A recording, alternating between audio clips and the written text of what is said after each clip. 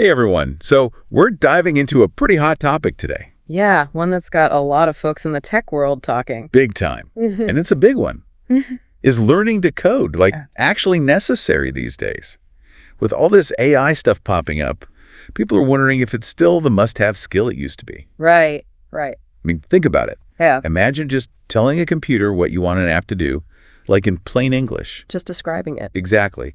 And boom, the AI builds it for you. That's the whole prose code idea, and it's pretty mind-blowing stuff. Totally. And that's what we're going to unpack today. Yep. We've got a bunch of sources to dig into. Yeah, a couple of podcasts. Some notes from those, an AI-generated analysis on the same topic, even a podcast episode where they're like straight up debating if coding is becoming obsolete. Oh, wow. So lots of different angles to consider. Absolutely. So what I'm really curious about is like, what does all this mean for us? You know, for people who are thinking about learning to code or maybe already have those skills. Yeah. Is it still the ticket to a great career, or are things changing faster than we realize? Right. So let's jump in. One thing that keeps coming up in these sources is, well, that prose code thing we talked about. Yeah. And the potential for AI to actually generate code from just normal instructions. No way. Yeah, it's wild. There are already tools out there like GitHub Spark where you can basically create these mini apps just by saying what you want them to do. Wow. And then there's Bolt.new. They're claiming to build full stack web applications just from English prompts. Hold up. Full stack.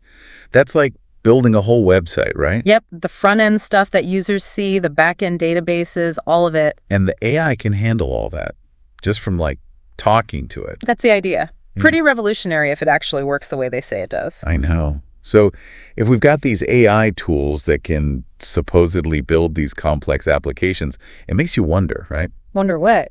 Is coding, the way we do it now, is it on its way out? It's a valid question. One of the podcasts we looked at, they used a really cool analogy to kind of explore this whole thing. Oh, yeah. Remember way back when you practically had to write an assembly language to build anything? Vaguely.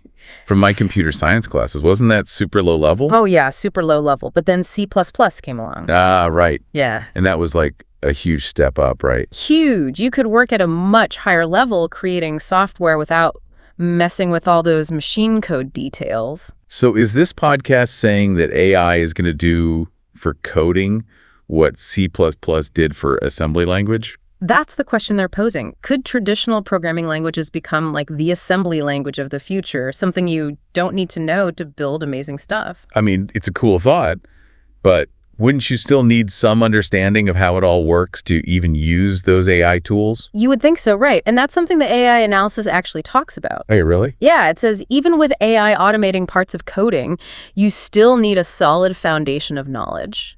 Things like programming logic, software architecture, how to manage data, security concepts, the stuff that makes applications actually work. So it's not just about telling the AI what to do, it's about understanding the why behind the code so you can guide it. Right, and make sure it's building what you actually want. That makes sense. It's kind of like an architect designing a building, right? Perfect analogy.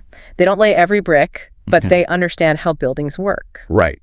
They use tools to design and visualize, but they're ultimately responsible for the final result. Exactly. So maybe instead of asking if learning to code is necessary, the question is, what does it even mean to learn to code in this new world where AI is such a big deal? Yeah, what skills are we really talking about? Right. That's a great point. And that's where things get really interesting when we start thinking about education and training. Totally. How do you even teach coding in a world where AI can do so much of it? Big questions. And that's where we'll pick up in the next part of our deep dive. So, let's think about education and training for a sec. Yeah, because the way we teach coding now with all that syntax in specific languages, it might need a total revamp, right? Totally. The sources, they all seem to agree on this. Instead of getting stuck in the details of one language, what if we focused on the big ideas that work everywhere?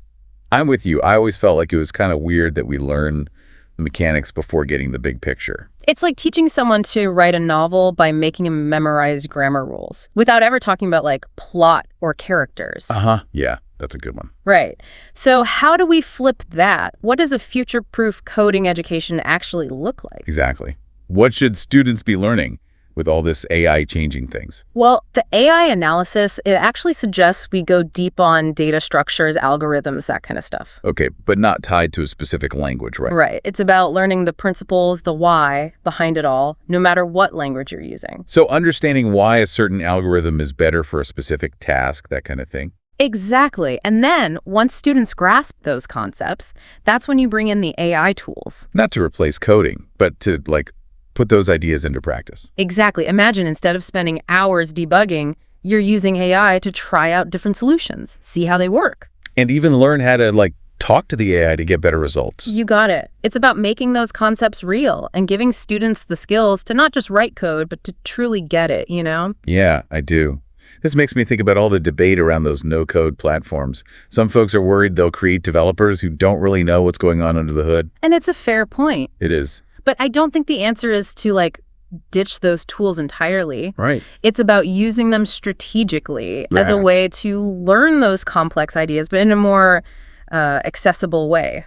Okay, so instead of seeing no-code as a shortcut that makes knowledge irrelevant, it's more like a stepping stone. Exactly. It's like using a flight simulator before flying a real plane. You learn the basics in a safe environment before things get real. I like that analogy. But even if AI can handle a lot of the coding, there's still that human element that's got to be there. Right, totally. We're talking about communication, problem solving, collaboration, all those soft skills that are becoming even more important with AI. Because even if you can tell an AI to build an app, you still have to be able to explain your vision, understand what users need. Absolutely. You're still the architect, making sure the AI builds the right solution. So it's not just about the technical stuff, it's about being able to think critically, communicate clearly, all that. Exactly. And that brings up a really interesting question. How do you even measure those skills in a world where AI is doing so much? How do you show you're competent when coding skills alone might not be enough anymore? Ooh, that's a good one. And I guess that's what we're going to dig into in the last part of our deep dive. So we're back, and we've been talking about how AI could totally change how we learn and think about coding, maybe even making those traditional programming languages less essential. Right, and we touched on that shift from getting stuck on syntax to really understanding the core concepts like algorithms and data structures. But now I'm kind of stuck on how you actually prove you know this stuff. If just writing code isn't the main thing anymore, how do you show someone, or even yourself, that you really get it?